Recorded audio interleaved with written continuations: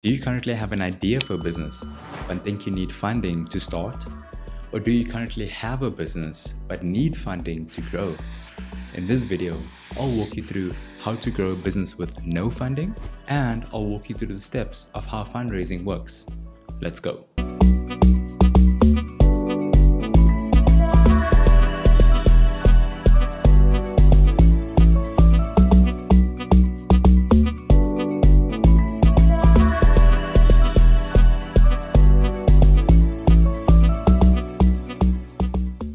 So, how do you start a business with no funding? The term associated with starting and growing a business with no external funding is called bootstrapping. In simple terms, instead of relying on investors or loans, bootstrapped businesses use revenue generated from sales to fund their operations. For example, let's say that you are a software developer and your skill set lies in developing apps for other businesses.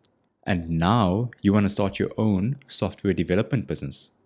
Instead of starting this big fancy software development agency, employing people, paying for office space, and thinking that you need funding to grow your business, you, as one person, can start by offering the service and doing the work yourself.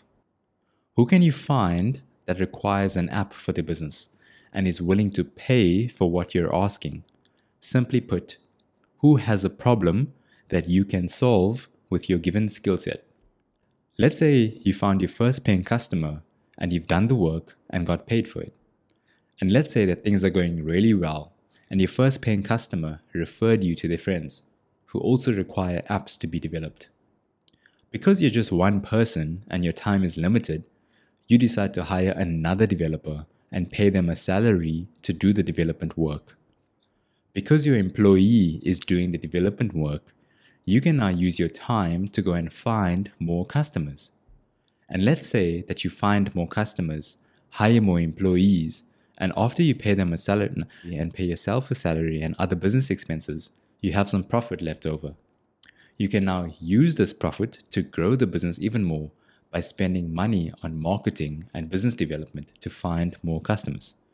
There you have it, a masterclass on bootstrapping. Easy, right? Okay, so of course I made it sound easy, but in reality, you have to pay bills right now before even finding that first customer. We all know how difficult it is to find a paying customer. So to mitigate this, before jumping into this bootstrapped business, I recommend finding an alternative source of income, like a day job. So what are the pros and cons of bootstrapping? Number one, you have complete control over the company. You don't have to answer to anyone when you make decisions. Number two, you own 100% of the company, meaning all profits goes to you. Number three, you don't have any debt to pay off. Now, all that sounds amazing, but what are the disadvantages of bootstrapping? You only have a limited amount of capital. Therefore, you have to do many things and wear many hats at the beginning of your business. Number two, your growth is extremely slow. You have to work on the business to get more customers, as well as work in the business to service those customers. And number three, you have a higher personal financial risk, meaning if you don't bring in customers, your bills won't get paid and your business can fail. Now, let's say that you've been bootstrapping for 1 year. Your growth has been slow, but you're paying your bills and getting by. But deep down, you know that this is not enough. And you know that you don't want to be a service-based company, meaning you don't want to be giving your time away in exchange for money. You want to make money while you sleep. So you do your market research and you speak to potential customers, and then it hits you. You find out that you can develop a no-code app builder that helps business owners develop apps on their own.